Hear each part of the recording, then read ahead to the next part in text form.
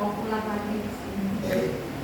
Di sana memang enak, tapi kenikmatan secara individual. Kami lebih rindu bertemu dengan ibu-ibu sekalian. Saya menghitung hari demi hari, kapan saya bisa bersua kembali dengan teman-teman dakwah di sini, bisa berjuang bersama di sini. Ibadah individu memang penting, tapi berjuang bersama ibu-ibu dan bapak-bapak sekalian lebih penting. Pertemuan hari ini adalah melepas rindu 42 hari kami bersama. Kerinduan karena Allah. Titik kerinduan terbesar kita bersama adalah bersama dalam surga Firdaus Allah. Kerinduan kita bersama adalah lahirkan 1 juta ulama besar. Di antara deretan doa yang sering kami ulang bersama Ustaz ya adalah, ya Allah, izinkan kami keluarga besar baik Quran lahirkan 1 juta ulama besar. Semoga itu bisa menjadi wasilah kami, jariah kami sampai akhir hayat, wasilah kami untuk mendapatkan kelezatan tertinggi menatap wajah Allah yang agung. Kerinduan tertinggi akan tertebuskan dengan jariah itu untuk bertemu Allah di surga Firdaus Allah, sekeluarga besar baik Quran. Itu kerinduan kami. Dari perjalanan haji ada pembelajaran yang diambil. Puncak ketakwaan itu ada 4.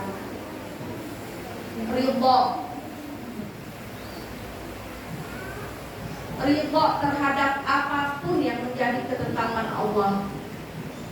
Kita boleh punya cita-cita, kita boleh punya keinginan, kita upayakan sekuat tenaga. Tapi ketika lonceng takdir itu sudah berdentang, kita hanya bisa hasbunallah wa ni'mal wakil, ni'mal maula wa ni'mal nasir, la haula wa la quwwata illa billah. Ridho, dikasih baik kita ridho, tidak baik pasti baik menurut Allah, kita pun ridho. Takut semata-mata, takut kita hanya kepada Allah, harap kita kepada Allah. Cukup dalam sebuah perjalanan, kalau Allah sudah ridho, cukup kita bahagia. Cukup pahala Allah saja yang kita dapat, sudah cukup membuat kita bahagia. Yang ketiga adalah senantiasa sabar. Sabar itu bukan pasrah, tapi sabar itu tetap dalam kondisi apapun terikat dengan hukum Allah, dengan syariat Allah. Yang keempat adalah harus ingat terus akhir dari kehidupan kita ini mau kemana. Akhir kita ini akan kemana? Ada 2 jalan cuman, ke surga atau ke neraka. Yang itu yang perlu kita ingat. Kalau kita ingin ke surga, kita lakukan yang baik, terikat dengan hukum Allah. Kalau kita tidak mau ikut aturan Allah, berarti kita pilih nerakanya Allah. Dalam sebuah perjalanan itu, 4 hal itulah yang kemudian kita mainkan. Setiap kita punya cita-cita, pasti ada air mata, pasti ada perjuangan, pasti ada hati yang terkoyak-koyak, pasti ada kaki yang pecah, pasti ada keringat yang dikucurkan, pasti ada senyum bahagia. Itu adalah rangkaian hidup. Kalau kita berhenti dan kita menyerah, kita angkat bendera putih, titik itulah kita gagal. Kita sudah menjadi orang yang gagal. Kalau kita ingin berhasil, kita harus lewati air mata, kita harus lewati keringat, kita harus lewati hati yang tercacat-cacat, kita harus lewati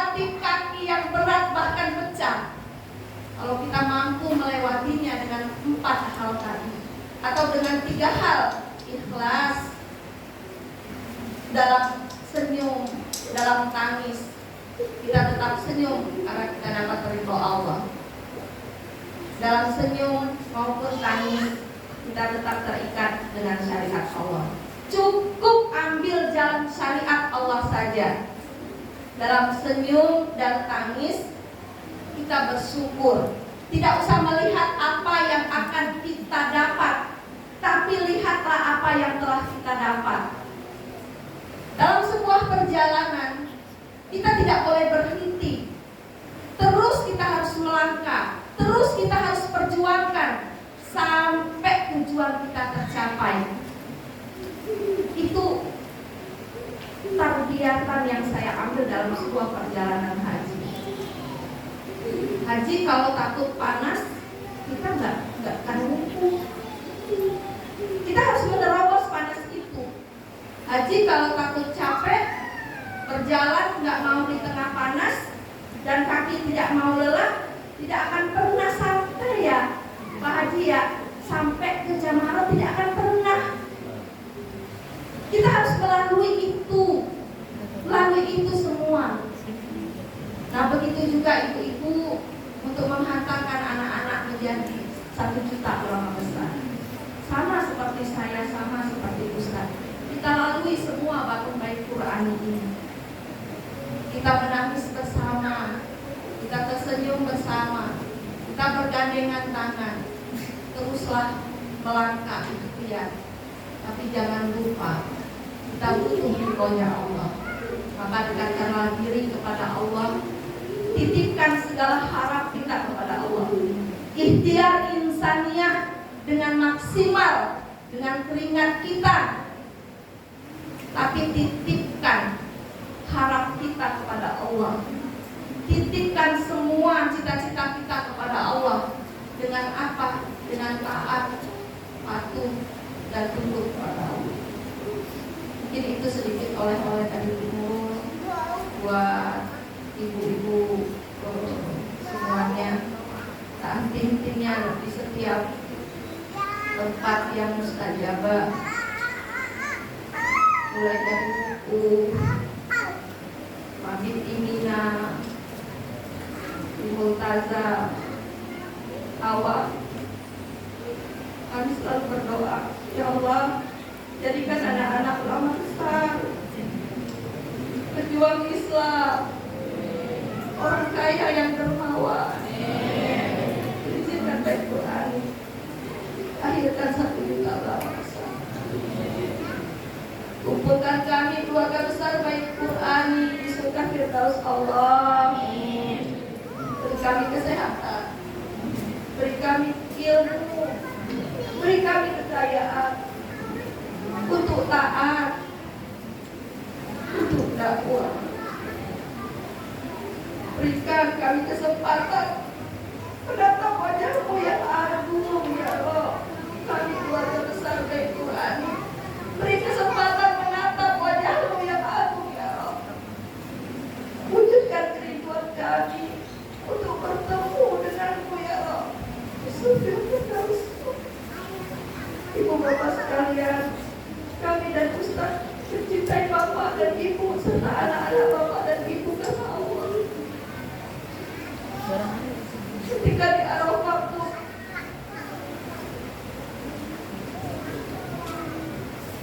nama anak-anak satu-satu saya sebutkan. Kelas 7 namanya siapa. Kelas 8 namanya siapa. 9, 10 saya sebutkan satu-satu. Di Mina itu ada sunnah doa yang dipanjatkan, yang disarankan oleh Rasulullah SAW. Ini Mina, di kota ini Engkau kabulkan ya Rabb harapan para aulia, para ahli Tuhan.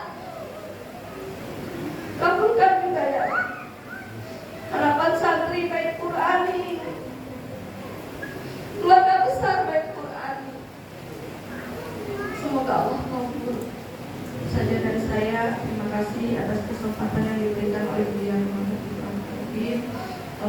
Alhamdulillah di sini ibu bapak sekalian hadir Ustazah Nika. Ustazah ini ustazah yang pertama kali membersamai kami di BSD, yang membuka jalan dakwah di BSD. Kita doakan semoga ustazah diampuni oleh Allah segala dosanya, sekeluarga disukseskan dunia dan akhirat, anak-anaknya solehah dimasukkan dalam surga Firdaus, segala hajatnya dikabul. Amin. Itu saja. Billahi taufiq wal hidayah. Assalamualaikum warahmatullahi wabarakatuh.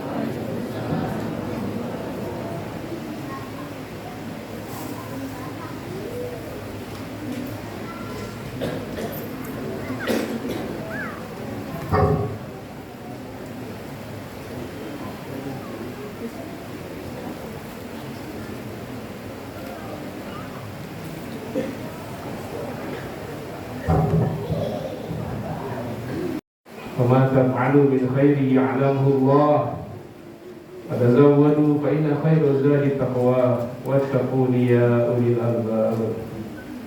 وقال النبي صلى الله عليه وسلم خذوا عني مناسككم. صدق الله العظيم وصدق النبي الكريم. Alhamdulillah, kita bersyukur kepada Allah Subhanahu wa taala pada pagi menjelang siang ini kita bisa hadir di kajian rutin Selasa Pondok Pesantren Tahfiz Al-Quran dan Qurani. Ada Pak RT, Pak Haji Naman, RT Amin, para Haji Mung, dan lain-lain yang tidak saya sebutkan satu-satu tanpa mengurangi rasa hormat saya, ibu-ibu, hajah, ustazah, semua yang sudah haji, yang belum haji, yang sudah hajah, yang belum hajah, dan para santri yang kami sayangi. Alhamdulillah, syukur tiada henti, syukur tiada terkira, syukur yang sedalam-dalamnya, setinggi-tingginya atas kehadiran Allah Subhanahu wa taala yang masih memberi kita izin untuk kembali bermuajahah di pondok pesantren ini, melanjutkan kembali perjuangan dakwah untuk pendidikan bagi anak-anak kita.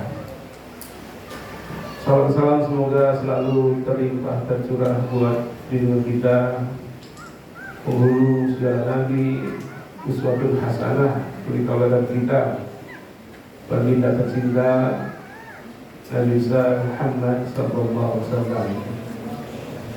Alhamdulillah, hari Jumat yang lalu kami sudah tiba di tanah air dari tanah suci, dan kami mengucapkan terima kasih banyak atas segala dukungan, support dan doa dari Bapak Ibu sehingga kami bisa menyelesaikan rangkaian manasik haji dan umrah, baik yang rukun, wajib maupun yang sunnah. Dan alhamdulillah semua berjalan lancar, dan kami serahkan semua balasan terbaiknya untuk Bapak Ibu dan keluarga semua dari Allah Subhanahu wa taala. Kami doakan semoga Bapak Ibu, anak-anak semua nanti diizinkan oleh Allah untuk bisa ke tanah suci. Yang sudah haji kembali bisa haji lagi. Yang belum haji, yang mudah-mudahan bisa baru berhaji walaupun yang pertama, dan bisa umroh, dan semoga bisa kembali ke tanah suci berkali-kali. Allahumma yassir lahum ziyaratal haramain Makkah Mukarramah wa Madinatul Munawwarah. Allahumma arzuqhum rizqan katsiran. Allahumma a'dahum manasikal haji wal umrah. Ya Allah, muliakanlah bapak-bapak para jemaah yang ada di masjid ini, Ya Allah, muliakan ibu-ibu yang ada di majelis ini. Ya Allah, muliakanlah seluruh para wali santri, baik yang hadir maupun tidak hadir pada kesempatan kali ini, dan juga Bapak Ibu jemaah yang datang dari manapun. Ya Allah, berikanlah kepada mereka rezeki yang luas sehingga memiliki kesempatan untuk kembali ke tanah suci-Mu sekali lagi, dua kali lagi, bertambah lagi, selalu bertambah berkali-kali senantiasa ya Allah. Allahumma ja'al hajjana hajjan mabrura, sa'yana sa'yan mashkura, wa dhanbana dhanban maghfura, wa tijaratana tijaratan lan tabur. Ya Allah, jadikan haji kami mabrur, umrah kami makbul, sa'i kami disyukuri, dosa kami diampuni, perniagaan kami tidak henti, senantiasa menghasilkan keuntungan. Ya Allah, ya Rabbi, berikanlah keberkahan kepada kami dan seluruh jemaah yang hadir ini, keberkahan dengan diberikan keberkahan materi maupun non-materi, harta yang banyak, barokah, berlimpah, halalan thayyibah. Anak-anak kami jadi anak-anak yang soleh dan solehah, jadi hafiz dan hafizah, dan semoga di antara mereka nanti di masanya menjadi ulama-ulama besar yang terus akan memperjuangkan penerapan tegaknya syariat agama ya Allah. Ya Allah ya Rabb, izinkan kami untuk kembali lagi ke tanah suci ya Allah. Sekali lagi ya Allah, dua kali lagi ya Allah, tiga kali lagi ya Allah, berkali-kali ya Allah.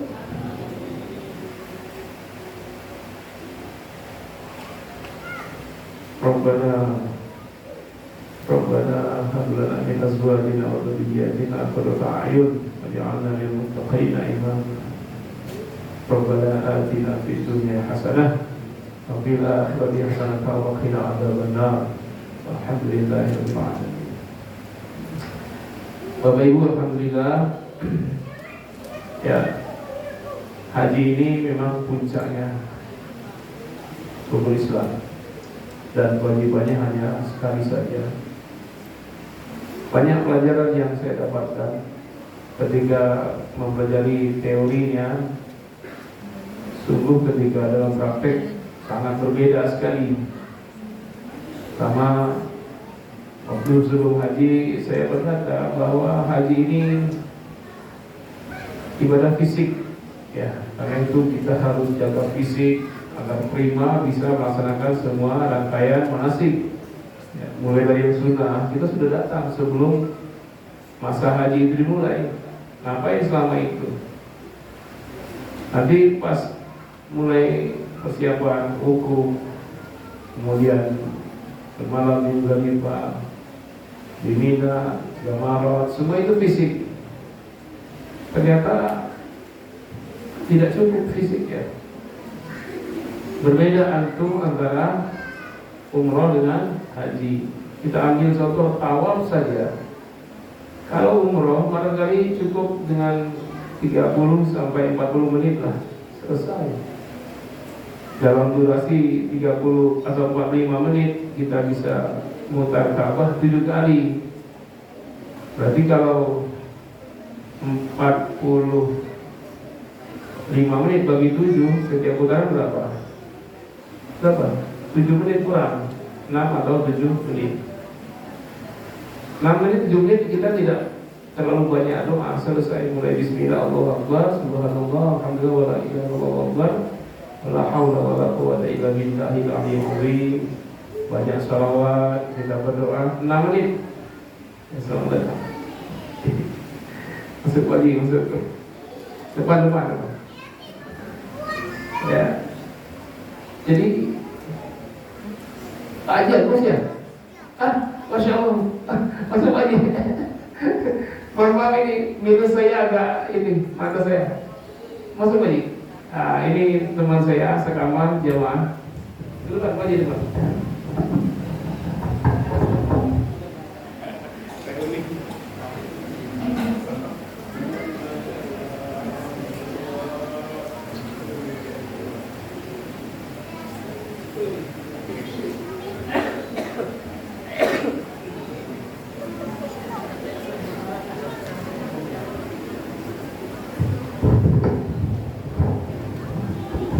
Ya, ini Pak Haji Agus Supradono, teman sekamar, ya, berpuluh-puluh hari di Hotel Minara di Mekah, ya Pak Haji ya. Ya, beliau sangat, ya, banyak sekali membantu, tidak hanya bapak-bapak semua, ya, ibu-ibu, dan beliau paling ringan dalam perkara membantu orang. Dan yang paling senang nenek-nenek. Ya, Pak Haji ini perjuangan luar biasa, baik di kamar, di hotel maupun di Mina, di semua perjalanan jamarat. Pokoknya kalau ada beliau, nenek pada senang semua. Ya, luar biasa perjalanan, ya, jauh sekali berkilo-kilo. Beliau menggendong semua tas kanan, kiri, depan, belakang yang nenek-nenek tidak kuat untuk mengangkatnya, bahkan sambil mendorong yang sedang di kursi roda.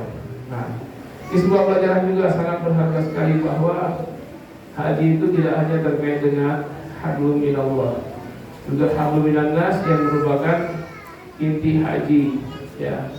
Kita bersama-sama membantu siapapun dengan ibadah haji, meringankan. Jadi kemakburan haji itu tidak hanya terlihat dengan selesainya semua rukun dan wajib haji, tetapi bagaimana kita saat itu dan setelahnya. Untuk meraih haji mabrur itu berat, tapi yang paling berat dari itu adalah mempertahankan kemakburannya setelah haji. Ya. Jadi alhamdulillah kita tetap menjalin komunikasi, ya, dengan Pak Haji Agus.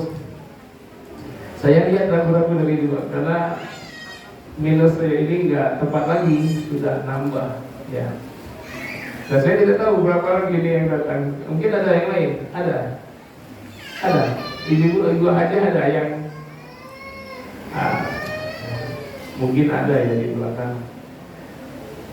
Nah, jadi apa tadi yang saya katakan tadi?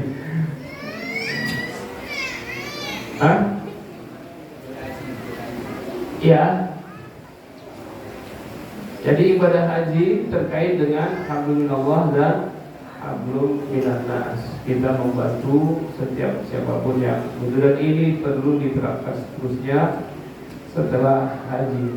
Terlalu banyak kesannya. Kalau ditanya gimana Ustaz, kapok nggak naik haji? Kapok dengan penuh penyesalan. Kenapa baru sekarang, tidak dari dulu? Coba bayangkan kalau tadi ya umroh tadi cuma 45 menit, kalau tawaf haji tidak cukup, karena orang berjubel, kita tidak bisa mendekat ke Ka'bah, sehingga radius kita tawaf itu bertambah panjang. Perjalanannya tidak lancar, mungkin setengah jengkal itu pun untuk yang paling ujung. Yang dekat-dekat Ka'bah itu nyaris tidak ada gerakan. Nah, disitulah diuji kesabaran. Dan alhamdulillah semua jemaah haji seluruh dunia sama, dalam kondisi begitu, tersenyum, tertawa, saling menolong. Nah, coba dulu saya katakan ibadah haji terkait dengan fisik. Ternyata tawaf itu bisa sampai 1-2 jam kalau musim haji. Melebihi itu bahkan bisa 3 jam kalau lagi full-fullnya, belum lagi sa'i. Nah, bayangkan kalau kita hanya mengatakan ibadah haji cuma ibadah fisik, kita ngapain? Padahal saat tawaf itulah doa-doa mustajabah, saat sa'i itulah doa-doa mustajabah, ya. Setelah bismillah, Allahu Akbar, kita baca apa? Nah, makanya pelajaran yang paling penting untuk haji itu termaktub di dalam doa minum air Zam-Zam. Apa doanya? Allahumma inni as'aluka ilman nafi'ah. Ini bekalnya. Banyak hafalan doa, banyak hafalan zikir. Karena dari sebelumnya orang datang kadang-kadang modalnya adalah harta, kemampuan harta, tetapi tidak diikuti dengan ilmu. Bayangkan ibu-ibu cuman muter saja, nggak ada wirid, nggak ada doanya, kan kasihan. Nah, akhirnya kita melihat ternyata butuh bekal ilmu. Terakhir saya tawaf, saya tidak tahu di belakang saya ada siapa. Ya saya diminta oleh pembimbing untuk bantu-bantu mimpin baca doa di tawaf. Saya baca doa saja. Sampai selesai tawaf itu ada ibu yang nangis-nangis mendatangi saya. Alhamdulillah, terima kasih Ustaz. Saya bisa baca doa ngikutin Ustaz. Saya nggak kenal ibu itu. Dan banyak yang hanya mutar saja, tidak baca doa. Nah, alhamdulillah para santri Qur'ani ini kalau soal doa ini menguasai doa banyak. Habis sholat itu sampai doa saja itu 45 menit. Ini modal besar bagi para santri untuk kehidupan mereka. Kalau naik haji bisa dibimbing itu. Kalau kehidupan sehari-hari kan dibutuhkan orang untuk acara, misalnya doa akikah, kayak haji, doa pulang haji, umroh, semua. Dan bekal santri ini luar biasa. Dan doa-doa ini saya langsung yang mengajarkannya. Tidak saya ambil dari buku-buku doa. Kapan doa ini? Silakan aja. Doa ini saya iktibas. Saya ambil dari Al-Quran ketika Corona. Jadi waktu Corona semua pembelajaran berhenti kecuali tafsir dan hadis. Saya langsung ajar kedua-duanya. Ajar tafsir dan tahqiq. Setiap kali di ayat Quran kita menjumpai doa. Doa-doa para nabi kita ambil satu doa diwiridkan setiap habis sholat. Ketemu lagi di surat doa-doa di surat Al-Qasas. Kemudian di surah Maryam, di surah Ali Imran, kita keluarkan lagi jadi wiridan sehari-hari. Terkumpullah banyak doa ini. Dan para santri sudah hafal semua. Saya sudah minta kepada Muadibah, tolong nanti direkam santri yang hafal full doa-doanya nanti dituliskan, ya, dibukukan. Sudah jalan? Sudah ketik ya. Yang kedua, doa itu bersumber dari hadis, kitab hadis. Ketika Corona saya menjadi hadis Riyadhus Shalihin. Di situ banyak bab-bab terkait dengan ketaatan, kesabaran. Ada bab tawakal, bab sabar, bab ikhlas. Di situ ada doa-doa orang-orang soleh. Nah itu pun kita ambil dari hadis.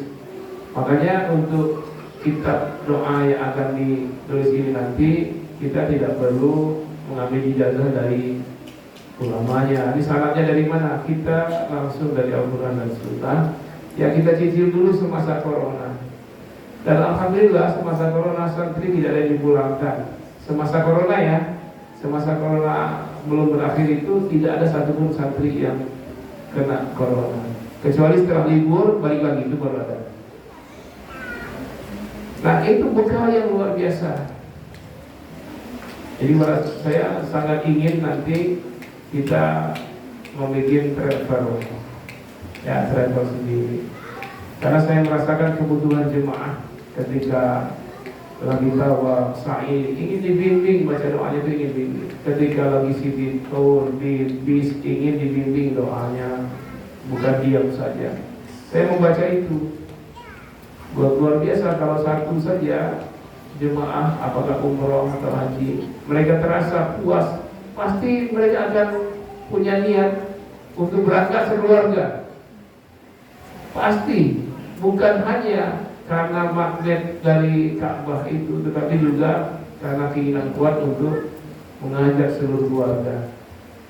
Ini Pak Haji Agus dan yang lain pasti saja sebelum pulang itu sudah berdoa berkali-kali, ya Allah kembalikan lagi kami ke sini, ya Allah berikan kami rezeki biar bisa kembali ke tanah suci-Mu. Ya Raddad urdudna ila baitikal muharram warzuqna al-auda wal-auda fal-auda thumma al-auda karratin ba'da marrat. Itu doa yang selalu berulang-ulang yang diinginkan.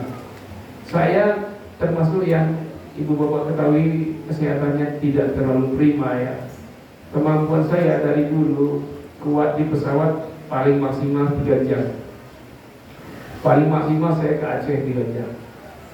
Kalau sudah lewat 3 jam itu pasti langsung masuk angin dan saya pasti ke belakang terus, bahkan BAB darah itu sudah berulang-ulang. Ketika ke Papua 6 jam terjadi itu ya.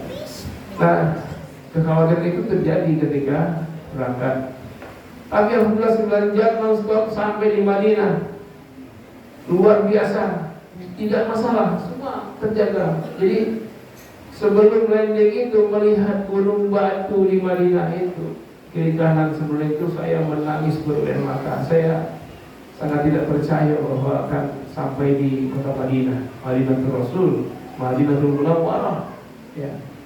Lalu saya semakin bersemangat. Ya. Karena saking semangatnya, hari-hari awal di Madinah itu terlalu forsir. Karena kemampuan tidak cocok, langsung drop. 3 hari saya bed rest, tidak boleh kemana-mana. Kalau dokter diimpus 3 hari. Tadi itu hanya awal saja. Lama-kelamaan mulai progresnya meningkat kesehatan. Padahal saya sudah bawa semua itu. Satu koper itu kalau orang bawa pakaian, saya bawa alat-alat untuk kesehatan. Termasuk saya bawa pispot, bawa kantong air kencing itu banyak.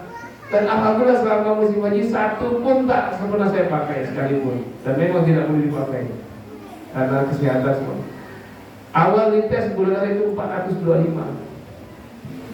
Dan memang sejak 2008 gula darah saya itu sekitar itulah 330, itu paling rendahnya itu. Dan alhamdulillah setelah di Makkah, akhir-akhir di Makkah itu gula darahnya 109 menjelang pulang itu. Ya. Alhamdulillah doa semua dikabulkan. Dan yang penting di sana jangan mengeluh capek, mengeluh sakit, mengeluh apa keluhan itu jadi doa terwujud. Bahkan kami dengan Pak Agus tadi ini sering bercanda itu non-stop 24 jam. Ya, ini kalau orang kan bosan makanan itu ya. Kita selalu kalau makanan tidak peduli apa peluangnya, pokoknya nasi biryani, nasi mandi, pokoknya dibayangkan itu saja. Paling nikmat. Apalagi saya bilang menu pesantren sehari-hari, tiba-tiba di sana dapat ayam, dapat daging. Nah ini luar biasa ya. Jadi sesuai doa kita, pertama ilmu, bekal ilmu, biar kita tahu haji itu bagaimana dan bagaimana amalnya. Jadi tidak cukup dengan ibadah fisik ternyata. Apalagi di Arafah, bayangkan sejak tergelincir sampai terbenam itu doa mustajabah. Selama itu mesti kita berdoa. Coba kalau dari jam 1 atau setengah 1 sampai jam, kalau sana maghrib itu jam 7, jam 17, jam 19, 13, 19, berapa jam? 13, 14, 15, 16, 17, 18, 19, 7 jam. Itu doa mustajabah. Apa yang kita baca kalau kita tidak punya modal zikir, doa-doa coba bayangkan. Ya. Saya sudah habis doa saya itu, masih panjang waktunya. Belum saja udah habis doa saya, apalagi doanya ya. Akhirnya diulang-ulang lah yang mesti diulang. Mungkin saya pernah ngajar ibu bapak doa dulu ya, yang 3 doa para malaikat. Saat ini ya kita sedang ta'lim, maka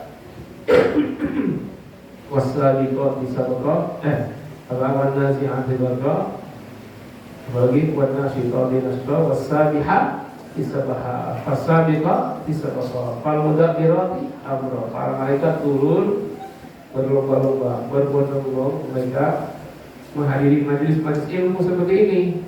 Ya, ini tidak seperti ini. Sebenarnya majelis ini sangat penuh sesak. Malaikat turun 70.000 pada gelombang pertama, turun gelombang kedua, tidak dapat tempat di malaikat itu sudah penuh semuanya. Akhirnya malaikat yang kedua bertengger di pundak malaikat pertama 70.000. Turun lagi 70.000 malaikat ketiga yang bertengger di pundak malaikat kedua. Seterusnya sampai langit dunia. Berapa juta malaikat? Apakah malaikat hadir di masjid ilmu ini untuk menuntut ilmu? Tidak. Malaikat hadir kenapa? Ridha li talibil ilmi. Innal malaikata tad'u ajnatiha ridha li talibil ilmi. Malaikat itu merentangkan sayap-sayapnya karena sayang kepada para seluruh penuntut ilmu ini. Dan barangkali malaikat berselawat. Ini dalam hadis kitab Riyadhus Shalihin riwayat Imam Tirmizi. Hadis hasan sahih. Lalu ngapain malaikat selama sejak dimulai? Tadi mulai jam berapa? Nah, mulai jam berapa tadi? Jam 8. Sekarang jam berapa? 9:30. Selesai dong. Itu malaikat tidak henti bersalawat dengan 3 doa. Apa doanya? Allahumma ighfir lahu, Allahumma arhamhu, Allahumma tub alaihi. Ya Allah, sayangilah dia penuntut ilmu ini. Kenapa domirnya hu? Karena seluruh malaikat sampai selangit dunia itu mendoakan tiap satu orang. Allahumma arhamhu, ya Allah sayangilah dia. Allahumma tub alaihi, ya Allah terimalah taubat semuanya. Jadi sejak awal dimulainya majlis ta'lim ini sampai berakhirnya nanti, malaikat tak henti-hentinya mendoakan dengan 3 doa. Allahumma ighfir lahum, kalau jamak ya, warhamhum wa tub alaihim. Ya Allah sayangilah semua yang untuk ilmu. Ya Allah sayangilah, ya Allah ampunilah semua dosa-dosa mereka. Ya Allah terimalah taubat semua mereka ini. Tidak henti-hentinya yang doain malaikat. Kira-kira doa malaikat dikabulkan tidak? Kabulkan. Kenapa? Karena syarat doa dikabulkan oleh pendoa, syarat diantaranya tidak pernah makan haram. Nah, para malaikat tidak pernah makan haram, tidak pernah judi online, pinjol nggak pernah. Karena itu doa malaikat pasti dikabulkan. Nah, terinspirasi dari itulah dan saya juga mendengar kiai berdoa, maka saya wiridkan doa ini kepada santri yang saya minta dibacakan santri ini 100 kali setiap sholat, habis sholat. Tapi kalau dibacakan bersama-sama cukup 3 kali saja, karena doanya panjang. Apa doanya? Diwiridkan, coba. Rabbil firli warhamni wa tub alayya. Doa malaikat, Allahumma ighfir lahu warhamhu wa tub alaihi. Allahumma ighfir lahu, ya, kita ingat Rabbil firli untuk kita. Allahumma arhamhu warhamni, Allahumma tub alaihi, apanya? Wa tub alayya. Rabbil firli warhamni wa tub alayya. Coba ibu. Rabbil firli warhamni wa tub alayya. Rabbil firli warhamni wa tub alayya. Rabbil firli warhamni wa tub alayya. Rabbil firli warhamni wa tub alayya. Rabbil firli warhamni wa tub alayya. Rabbil firli warhamni wa tub alayya. Rabbil firli warhamni wa tub alayya. 100 kali kalau sedang tidak ada kerjaan, atau sambil ada kerjaan bacalah. Untunglah ada doa andalan ini sambil ngantuk di Arafah. Menjelang maghrib tetap lisan bergerak. Rabbil firli warhamni wa tub alayya. Rabbil firli warhamni wa tub alayya. Itu doa sejak musim corona sudah diwiridkan di pondok ini. Yang kedua, Asmaul Husna. Alhamdulillah saya sudah mewiridkan Asmaul Husna semasa corona. Apa? Ya Fattah, Ya Kafi, Ya Razaqu, Ya Mughni, Ya Hayyu, Ya Qayyum, Ya Qawiyyu, Ya Matinu, Ya Rahman, Ya Rahim, Ya Azizu, Ya Hakim, Ya Dzal Jalali wal Ikram, Ya Fattah. Di muka saya tambah 2 karena beliau sakit.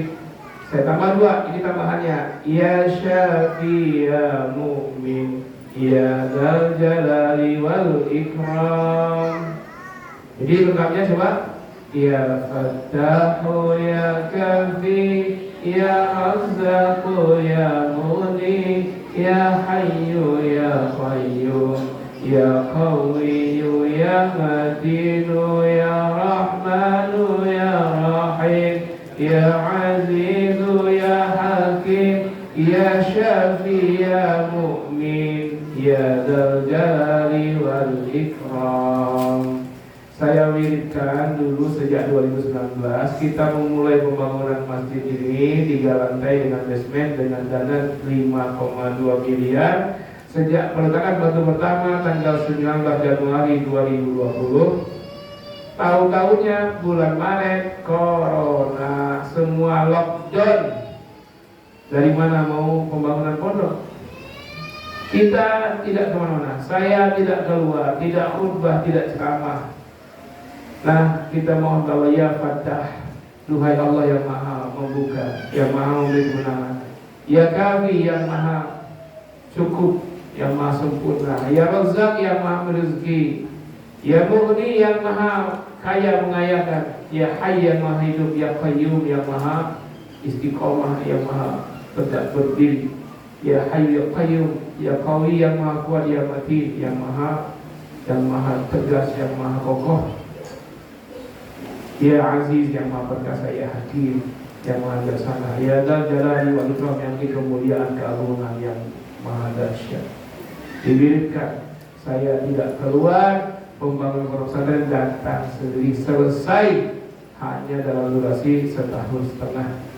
Padahal kita tidak keluar, tidak ada kesempatan mencari dana yang datang ke sini. Kebayangkan, tidak keluar pembangunan diawali musim corona, selama itu berjalan pembangunan, selesai corona, selesai 3 lantai dan 1 basement ini. Kita tidak keluar, dana yang datang, mukjizat luar biasa, ma'unah, pertolongan dari Allah Subhanahu wa Ta'ala diwiridkan. Semua musnah ini diwiridkan. Kalau sanggup 99. Ini yang kita wiridkan sehari ini. Bermodal itulah, ya Alhamdulillah, ya selesai pembangunan. Dan selesai itu masih tersaldokan dananya. Saldo inilah yang kita belikan, ya. Selesai depan ini juga pembebasan lahan. Semuanya karena Allah, saudara. Jadi butuh banyak wirid, butuh banyak doa untuk amal kita sehari-hari. Apalagi kita banyak ya waktu-waktu luang, sambil di kendaraan, sambil bawa kendaraan, sambil di mobil. Nah itu alhamdulillah sangat membantu selama haji, tidak henti lisan, terus mau terdengar tidak terdengar. Apalagi saya memiliki penyakit yang susah tidur malam ya, karena memang kondisi diabetes yang luar biasa sampai 525. Itu sebelum haji itu pernah di tes darah 525. Dan saya tidak pernah minum obat dari tahun 2008. Masih obat medis, bukan herbal, medis. Saya tidak pernah minum pil apapun. Tahu-tahu haji langsung dapat obat sejopok begini. Itu harus saya minum karena harus menurunkan gula darah dari waktu di tes itu 425. Harus normal untuk bisa kuat di sini Arafah.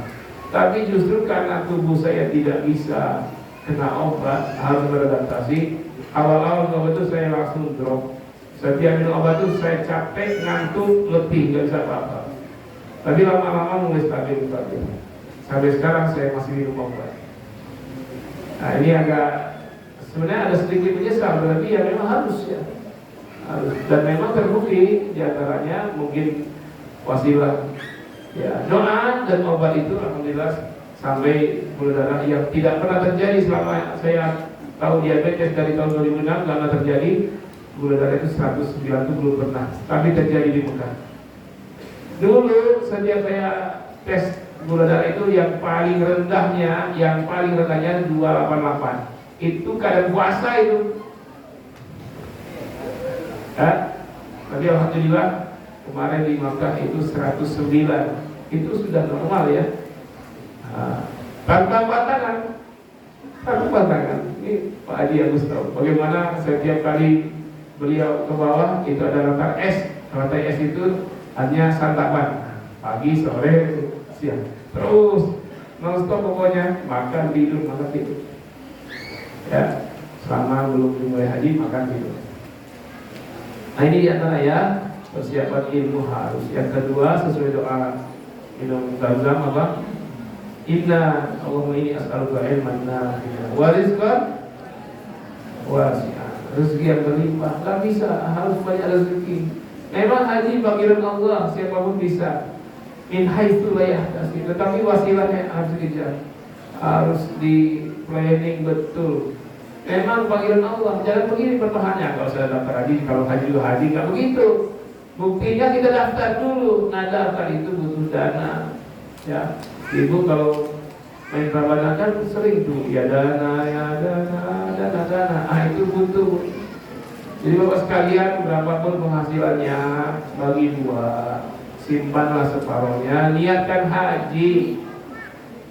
Ini para wali santri yang ada dana, anak-anak yang masih studi, kalau ada daftarkanlah haji dapat porsi.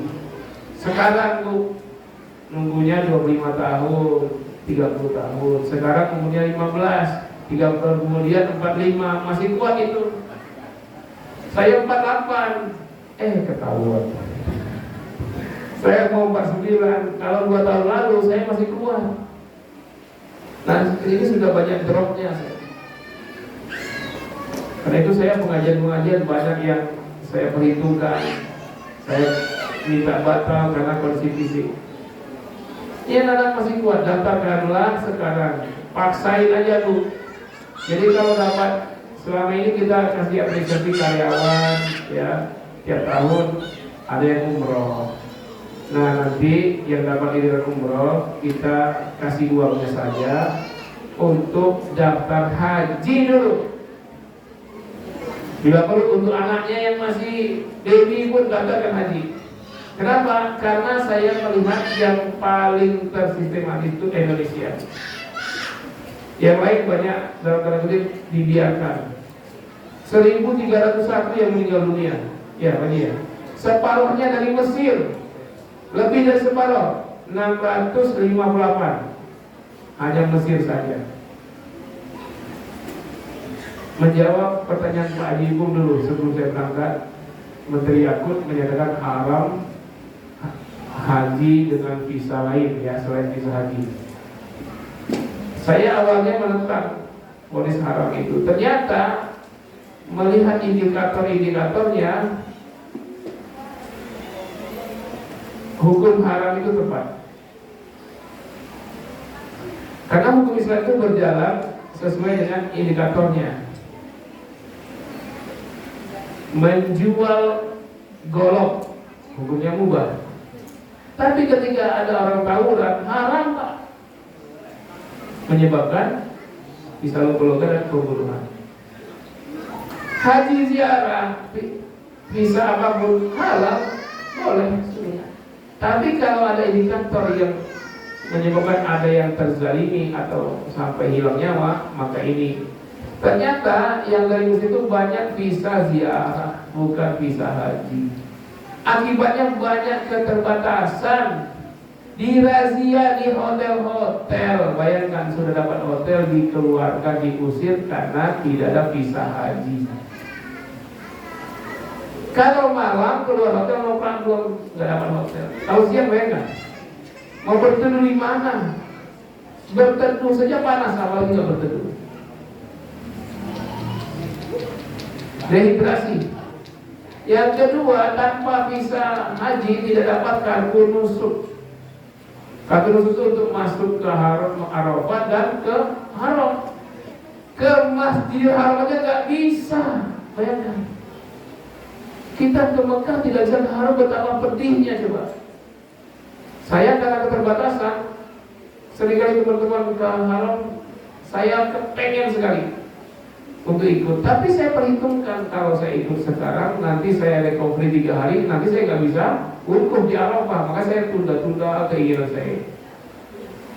Nah ini bukan karena itu, karena nggak boleh masuk, bayangkan nggak bisa masuk. Lalu nggak bisa masuk tenda di Arafah. Diusir ke Jeddah, dibiarkan, nggak diapa-apain di Jeddah. Mau pulang kampung, mau balik lagi nggak ada urusan. Nah, akibatnya jemaah Mesir banyak terutang langsung. Mereka cari jalan tikus untuk masuk ke sana, masuk Arafah. Dan jalan tikus itu di bawah terik matahari. Namanya jalan tikus tapi tetap bawahnya aspal panas, batu-batu panas. Akhirnya orang Mesir banyak bergelimpangan. Ini Pak Haji Agus, tim 13 dengan Bu Nurul, perjalanan dari Mina, dari hotelnya ke Maktab 47 itu siang hari jam 2.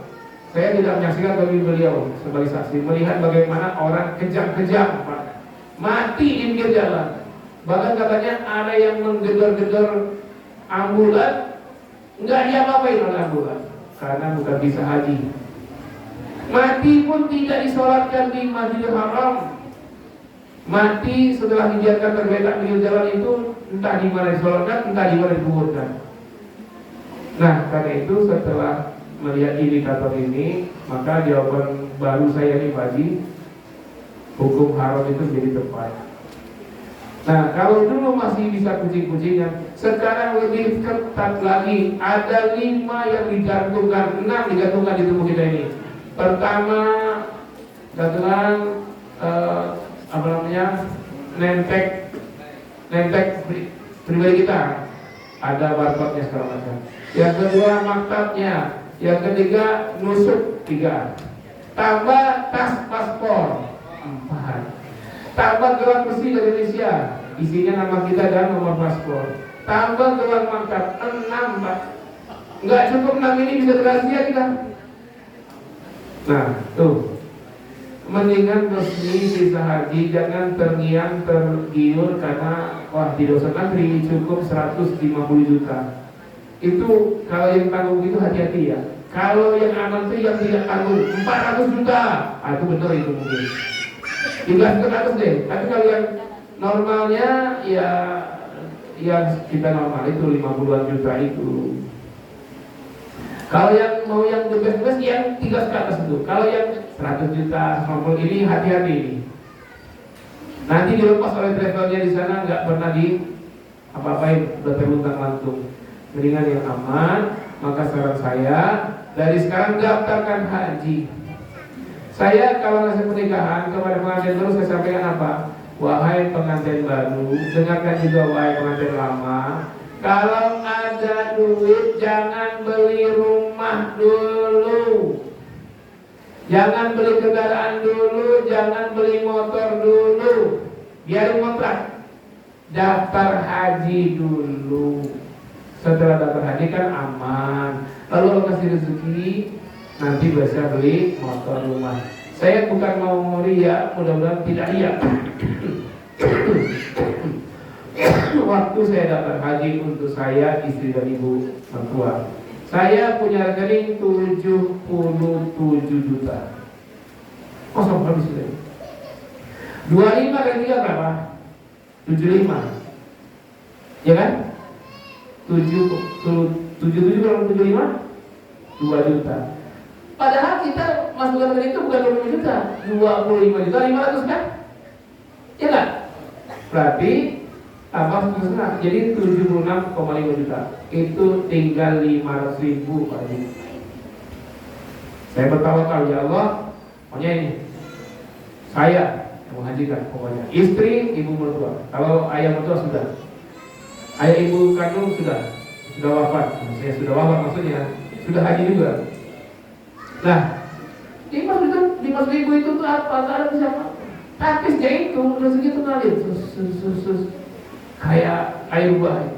Belum haji saja, saya kebeli rumah tuh. Yang di Sinangka kebeli rumah untuk pribadi saya. Bahkan sampai saya ditabrak pun patah kaki, rezeki datang. Justru ketika saya patah kaki itu berlipat-lipat ya. 2012 itu saya daftar haji.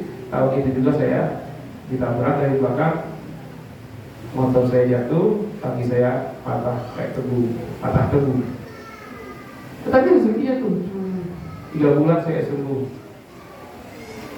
Asal tahu cerita itu luar biasa memang. Jadi jangan khawatir, perjuangkanlah. Kalau ada langsung daftar. Kalau nggak ada, Mungkin yang ada bisa bantu daripada talangan jual riba, ya. Kita ada kumpulan misalnya, nah yang punya dana pinjamin, nanti ngantri 25 tahun, nah selama 25 tahun nyicil bayar bisa lunas. Itu dulu kejar, ya, waris konduasikan rezeki yang luas. Karena itu kita mesti saling mendukung dalam hal rezeki ini, terutama cara mencari rezeki dengan bisnis. Kami saksikan sendiri ibu sekalian, bapak sekalian, kita ini terlalu tabu. Kadang-kadang kalau ada jual beli di masjid dilarang, nggak boleh. Itu di Mekah itu transaksi banyak. Yang tidak bisa tawar didorong dengan apa? Kursi roda. Tawar-menawar tidak? Tawar-menawar 220 real. Kalau normal, kalau haji 1000 real, bayangkan. Transaksi dorong untuk tawaf ke sa'i 1000 real, Pak. 4.400 berapa dunia? 4.400.000 sekali dorong untuk tawaf dan sa'i. Umroh sunnah 2 kali, umroh wajib sekali, tawaf ibadah, tawaf wada 5. 5 kali 4.400 berapa? Itu transaksi di Masjidil Haram. Kalau ada yang kepengen agak lama, ngantrinya tadi lama tapi lebih murah, 100 real satu orang, mobil golf. Itu isinya 6 orang. 100 real itu 450.000 ya. Transaksinya di dalam Masjidil Haram. Menara Zam-Zam, Ganggang Tower dan Hotel Zam-Zam itu sudah ditetapkan oleh ulama Madinah dan pejabatnya adalah bagian dalam dari Masjidil Haram. Dan itu terjadi transaksi setiap hari kan, bayar sewa hotel, ya, di dalamnya di bawah itu banyak mal-mal jual-jualan. Itu terjadi di dalam masjid. Kenapa? Karena ekonomi ini dipentingkan. Di antaranya kita disuruh, kalau disuruh zakat, disuruh infak, sodako, wakaf, itu dalam Al-Quran semua itu. Haji, khudu setiap kalian Bani Adam, khudu zinatakum inda kulli masjid, pakai baju baru setiap masuk masjid, baju bagus. Itu suruh apa? Suruh kaya. Makanya kita disuruh kaya. Karena itu transaksi hidupkan, bisnis hidupkan, walaupun di dalam masjid. Tidak ada larangan transaksi dalam masjid di zaman Nabi. Tidak ada larangan di zaman Umar bin Khattab dan Abu Bakar As-Siddiq.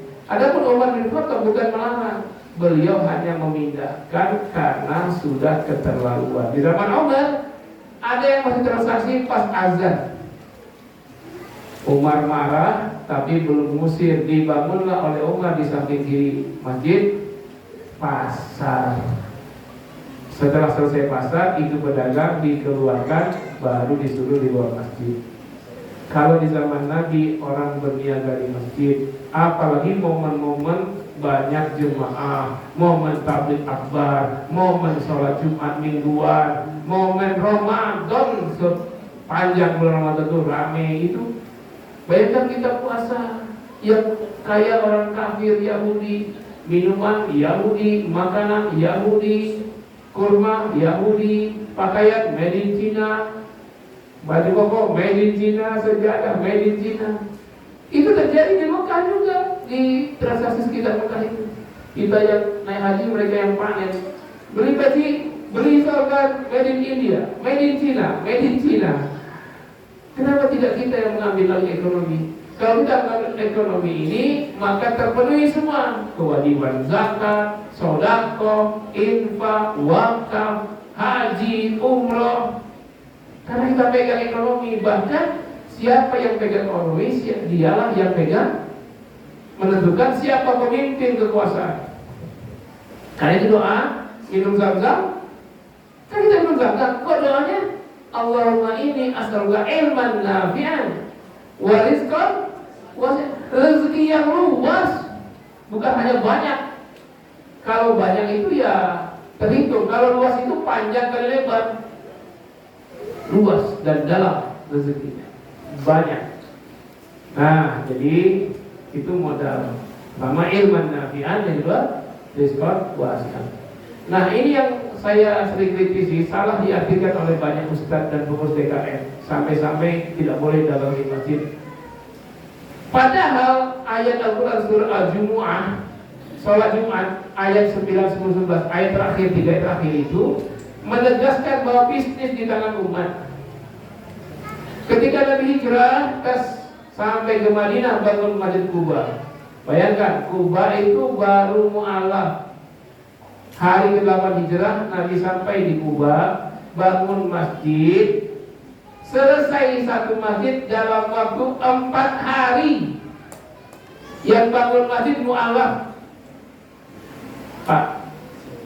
Baru Nabi lagi berjalan 4 hari kemudian sampai ke tengah kota Madinah. Di situ Nabi bangun masjid. Nah, apa yang Nabi lakukan setelah itu? Bangun masjid. Sejarah putus. Langsung kata para ahli sejarah, Nabi mengadakan perjanjian Hudaybiyah dengan semua suku yang ada di Madinah, melibatkan Yahudi. Sebelum itu Nabi membangun pasar. Setelah bangun Masjid Nabawi, Nabi membangun pasar, lalu Nabi khutbah dalam persekian pasar Madinah itu dengan ucapan, ya, hum ummatun wahidatun min dunin nas. Mereka muhajirin ansar ini adalah umat yang satu yang beda dengan semua manusia.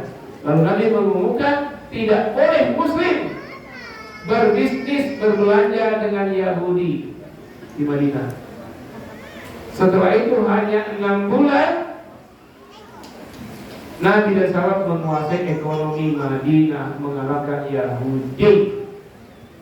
Karena Nabi menguasai ekonomi Madinah itu, maka selama Nabi di Madinah tidak pernah berhasil dikudeta oleh Yahudi, baik mereka sendiri maupun mereka ajak yang lain. Orang-orang Mekah diajak, termasuk perang Badar itu juga karena diantaranya hasutan Yahudi supaya Nabi dan sahabat habis, tapi tak bisa dikalahkan. Bahkan sampai 5 tahun dikepung habis, dari tahun kedua hijrah, 3 hijrah, 4 hijrah, 5 hijrah, 4 tahun. Perang Badar, perang Uhud, semua perang-perang sampai terakhir perang Ahzab, perang Khandaq itu kaum kafir Quraisy dan sekutu-sekutunya yang jumlah ribuan kalah tanpa perang. Karena mereka tidak bisa menembus pertahanan benteng Khandaq. Mereka lari antara membawa kuda yang sudah letih dengan meninggalkan emas-emas bawaan, atau mereka bawa emas meninggalkan kuda. Nggak bisa, harus bawa kuda. Akhirnya ditinggalkan semua masa perang. Tahun ke-6 hijrah awal, apa kata Nabi? Nabi tidak lagi.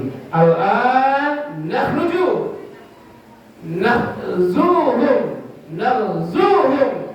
Mulai tahun ini, mulai hari ini Nabi, kita yang keluar, kita yang menggempur mereka. Maka sejak tahun ke-6 hijrah, semua perang Nabi dan sahabat yang menggempur keluar, termasuk menggempur negara adidaya Romawi dalam perang Tabuk dan apa atau apa itu?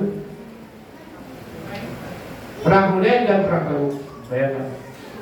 Dari mana kekuatan ekonomi? Jadi bukan hanya untuk haji, untuk perang pun. Dari mana dibangun ekonomi? Dari masjid. Di masjid itu orang berkumpul. Setiap orang itu kantong, celananya ada kantong, kantongnya ada dompet. Ibu-ibu bawa tas, di tas ada mukena, ada dompet. Coba ibu keluar setelah subuh ke masjid, keluar tahu-tahu di samping kanan kiri ada yang jual nasi uduk, pecel, lontong sayur, bakso. Nah, ini yang terjadi di Mekah ya Pak Ji ya. Habis sholat semuanya rial, khamsarial, teriak-teriak tuh banyak. Itu kejadian Masjid Haram seperti itu sejak zaman Nabi, dagang di masjid itu. Coba ayatnya, 3 ayat ini ya, terakhir lah. Ya ayyuhalladzina amanu idza nudiya lis-shalah min yaumil jumu'ah. Hai orang beriman, kalau sudah diserukan untuk sholat Jumat, azan pada ini, ya kata Allah, fas'au ila dzikrillah, segeralah menuju zikrullah. Sholat Jumatlah dahulu, wa dzarul bai', tinggalkanlah jual beli. Jadi ketika mereka disuruh ke masjid lagi azan, sahabat sudah ngapain? jual beli. Berarti dari subuh mereka sudah jual beli di hari Jumat. Di masjid, di luar masjid.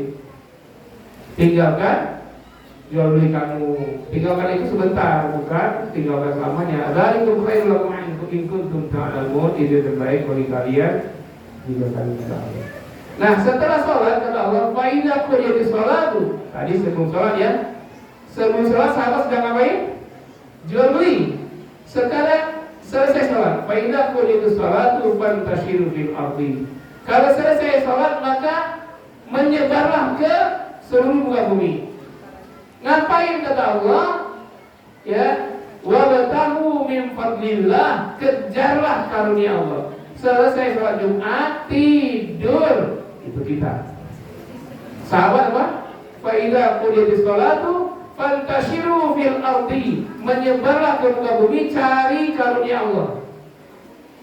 Kalimat fantashiru fil ardi itu maksudnya bukan fil Madinah, menyebarlah ke Madinah saja, bukan. Fil ardi, ke seluruh penjuru, artinya radius bisnis sahabat itu jauh. Dari Yaman sampai ke Syam, Nabi dan sahabat menguasai jalur bisnis itu. Jadi sudah ada online itu. Jadi sudah siap dengan kuda tunggangan, onta-onta yang bersih barang dagangan, yang mereka menyebar sampai ke Afrika, sampai ke Syam. Nanti dari Syam lagi bawa lagi sampai ke Yaman. Bisnis para sahabat itu setelah sholat Jumat. Tapi ingat, wadzurullaha katsiran, sambil bisnis banyak ingat Allah. Jangan ada riba, jangan ada penipuan, jangan ada goror. La'allakum tuflihun, mudah-mudahan kalian mendapat untung besar. Nah, ayat terakhir ini radikal ini. Kenapa? Asbabun nuzul ayat ini begini, Pak. Nabi sudah khutbah Jumat, tahu-tahu banyak debu. Para sahabat bersin-bersin, ada apa ini? Lihat ke belakang. Ternyata kafilah dagang berdatangan untuk beli barang dengan sahabat. Dari mana kafilah itu? Banyak. Dari Yahudi, Nasrani, pedagang-pedagang dari berbagai penjuru itu datang pas hari Jumat. Nabi sedang khutbah. Karena banyak debu-debu berterbangan, akhirnya sampai masuk dalam masjid. Karena Masjid Nabawi dulu baru tembok, tidak ada atap. Bersin-bersin sahabat, lihat ke belakang, banyak kafilah dagang. Apa yang terjadi? Begini kisahnya. Wa idza ra'au tijaratan, dan apabila mereka para sahabat melihat perniagaan, walahwan, dan permainan, infaddu ilaiha, mereka segera menyongsong para kafilah dagang itu untuk dilayani. Jadi sahabat ini pabriknya, distributornya, ini pada datang nih, agen-agen dia datang semua. Ya, mungkin distributor datang. Para sahabat adalah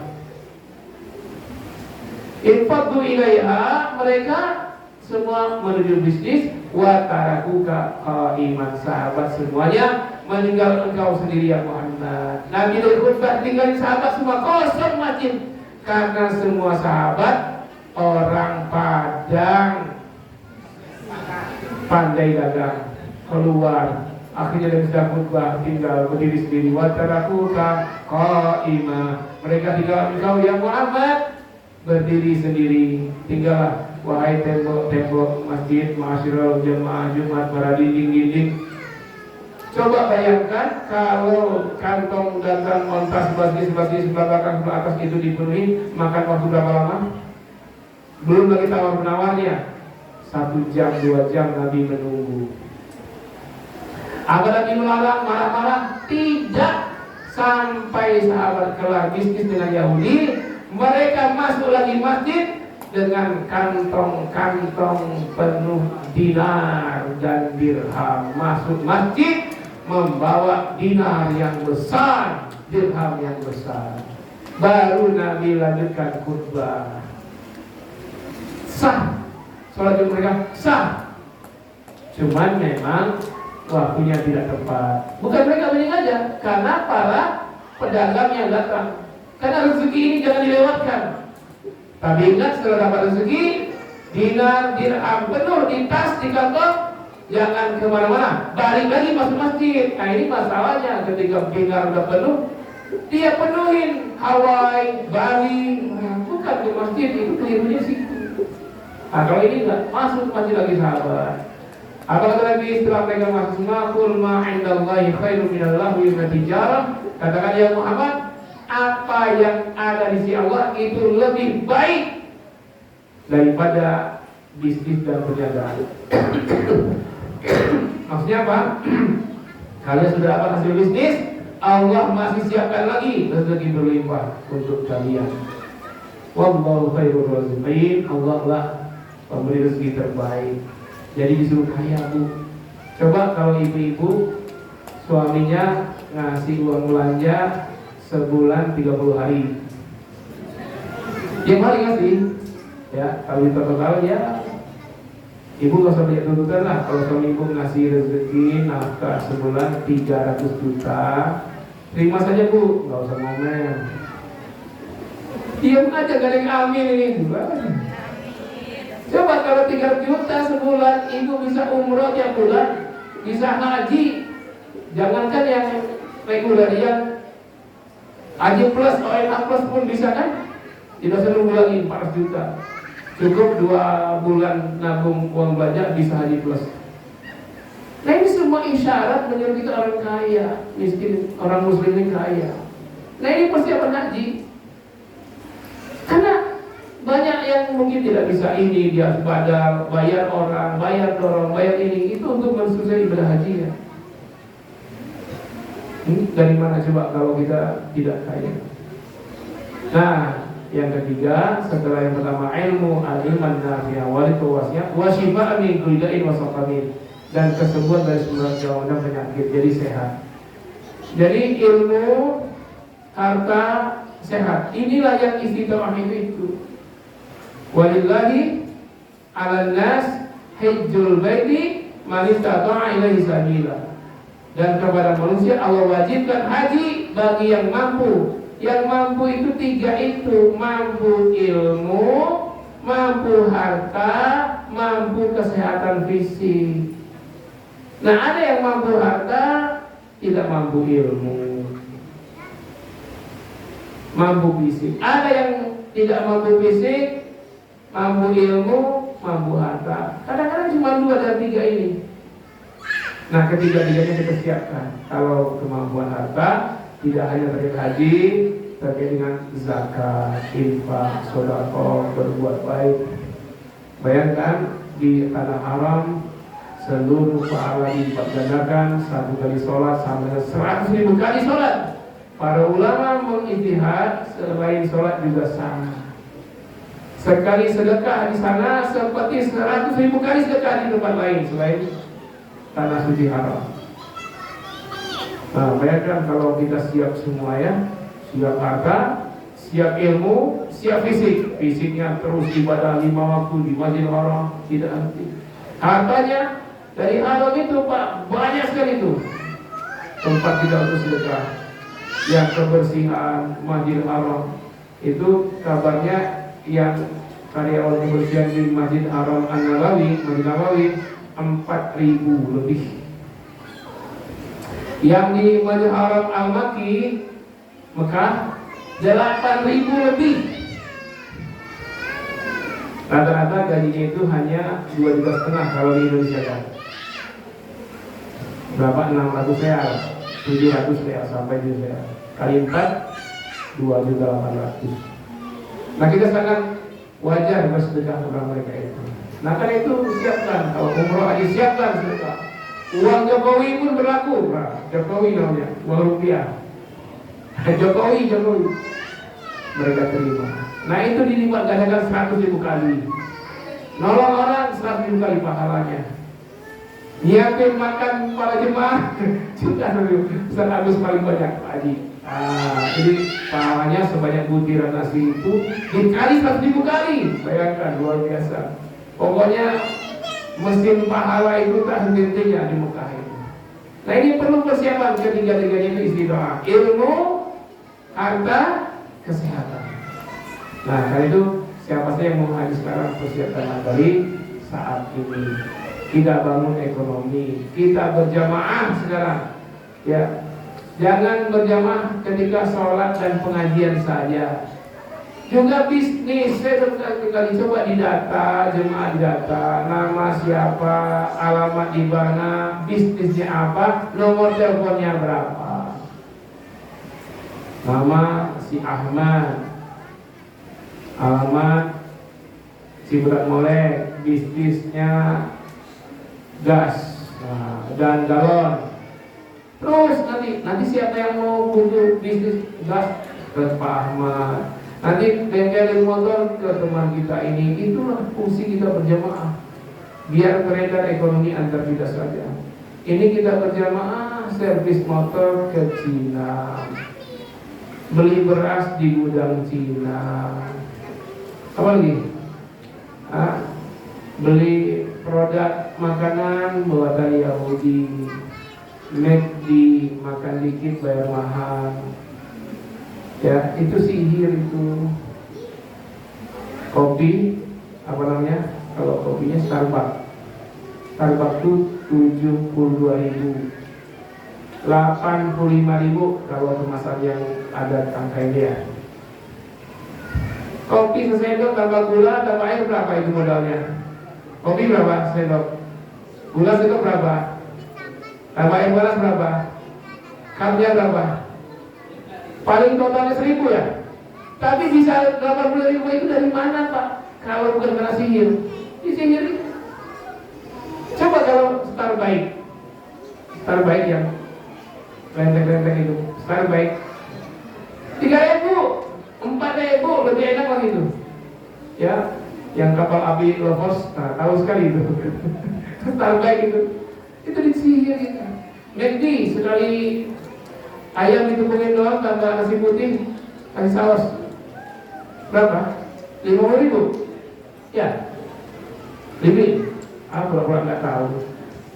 Warteg 3 bungkus itu nasi padang 2 bungkus ya? Coba lengkap menunya, rempah-rempahnya. Nah ini sihir Yahudi. Karena ayat wattabau mata tusyaitu ala mulki Sulaiman tentang sihir itu sihir yang dipakai Yahudi ketika Nabi Sulaiman meninggal dunia. Jadi Nabi Sulaiman mukjizatnya sampai menaklukkan semua binatang, ngerti bahasa binatang, paling kaya raya, ngerti dan memimpin semua pasukan jin darat, jin udara, jin laut, bisa diperintahkan oleh Nabi Sulaiman, bisa menggali mutiara dari bawah laut, emas-emas pertambangan semua oleh jin, memerintahkan semua. Ini mukjizat. Ketika Nabi Sulaiman meninggal, jin tidak tahu. Baru ketahuan jin itu ketika tongkat Nabi Sulaiman dimakan rakyat jatuh.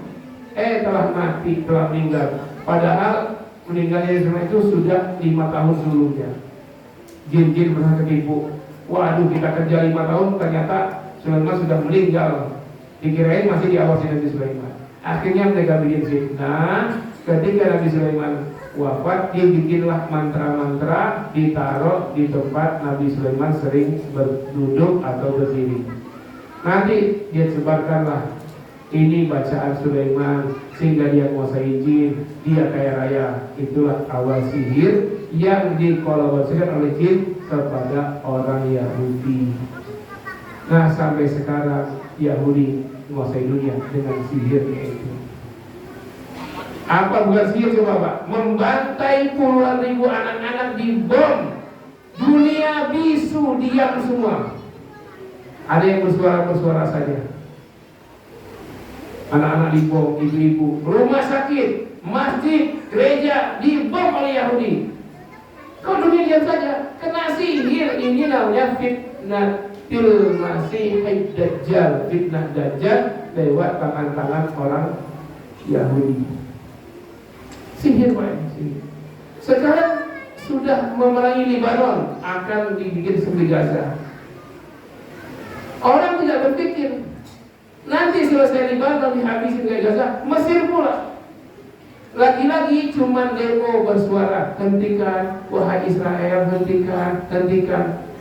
Allah saja mereka tentang. Ini sihir Yahudi. Termasuk saat ini kaum muslimin sedunia masih mengkonsumsi produk Yahudi termasuk di tanah suci. Saya mendapati bahkan kita masuk ke Makkah Madinah, besar sekali itu, freezer pendingin, banyak isinya, walaupun isinya bukan Pepsi, tapi freezer Pepsi, sponsornya Pepsi. Kita haji, sponsornya produk Yahudi, belum lagi makanan.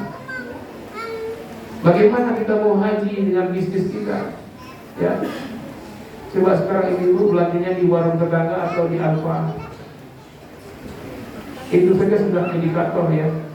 Nggak terbayang kita bagaimana rakyat Gaza dibom, anak-anak dibom. Nah, melalui pertemuan ini saya mengimbau marilah kita boikot terus Yahudi ya. Nggak ada bisa. Kalau bisa kita perangi dengan senjata, perangi dengan senjata. Tapi nggak bisa, karena itu boikot lah. Majukan ekonomi umat, kita bisnis agar kita bikinlah produk-produk yang berkualitas, berputarlah antar kita sendiri. Nanti hasilnya kita bisa bangun masjid, bangun pesantren, kita bisa naik haji, berulang-ulang ke tanah suci. Nanti saya sangat semangat sekali setelah ini ingin membuat travel.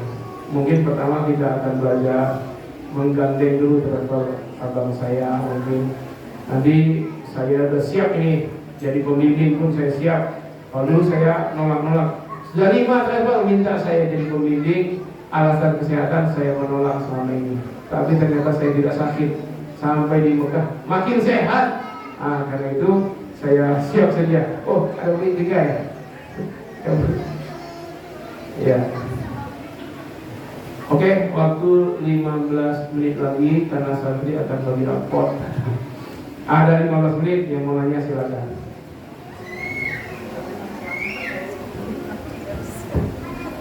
Alhamdulillah tidak ada yang nanya. Saya cukupkan demikian. Sekali lagi saya ucapkan terima kasih banyak Bapak Ibu atas support dan doanya. Tetap doakan Pak istiqomah karena menjaga pasca haji ini yang lebih berat, terutama soal keikhlasan. Saya tidak bisa mengatakan Bapak Ibu jangan panggil saya Haji, saya tidak bisa. Itu terserah Bapak Ibu. Saya hanya berdoa semoga tetap terjaga. Ya, kemarin saya canggung sekali nih Pak security yang bisa manggil saya Pak Habib. Dari belakang manggil saya Pak Haji. Saya nggak ngerti Pak. Nggak boleh saya. Siapa yang dia maksud? Ternyata saya kan. Oh iya, saya sudah haji. Baru saya noleh. Nggak saya dipanggil Pak Haji. Canggung saya kira mungkin manggil Pak Haji Ibu, manggil Pak Haji nama. Atau manggil saya dari belakang pulang, nggak saya pedulikan. Mungkin dikira saya sombong ya, habis pulang haji dipanggil nggak noleh. Saya canggung, siapa yang dipanggil? Pas saya dulu, Pak Ganda manggil saya. Pak Ganda manggil saya Pak Habib biasanya. Tahu-tahu manggilnya Pak Haji. Nah itu urusan antum semua, saya minta doa agar tetap terjaga keikhlasan. Ya, mohon maaf kalau tidak banyak oleh-oleh yang bisa diberikan, itulah yang bisa dari cerita dan ilmu yang bisa kita share. Dan mudah-mudahan saya doakan sekali lagi Bapak Ibu bisa ke tanah suci, yang pernah ke suci kembali lagi bisa ke sana, yang belum pernah semoga bisa ke tanah suci. Saya sarankan yang belum daftarlah haji lebih dahulu, nanti selalu rezekinya akan bertambah, bisa umroh sebelum berangkat, walaupun nanti ngantrinya 20-30 tahun, selama rezeki itu bisa bolak-balik umroh. Mudah-mudahan kalau ada kesempatannya Allah kasih rezeki umur untuk haji. Kalau nggak sempat haji, tanda kita sudah berniat itu, kita sudah daftar haji. Insyaallah nanti berbangkit kita bersama-sama di yaumil ba'tsi dengan bertalbiyah. Labbaik Allahumma labbaik, labbaik la syarika lak labbaik, innal hamda wan ni'mata laka wal mulk la syarika lak. Demikian, mohon maaf. Wassalamualaikum warahmatullahi wabarakatuh.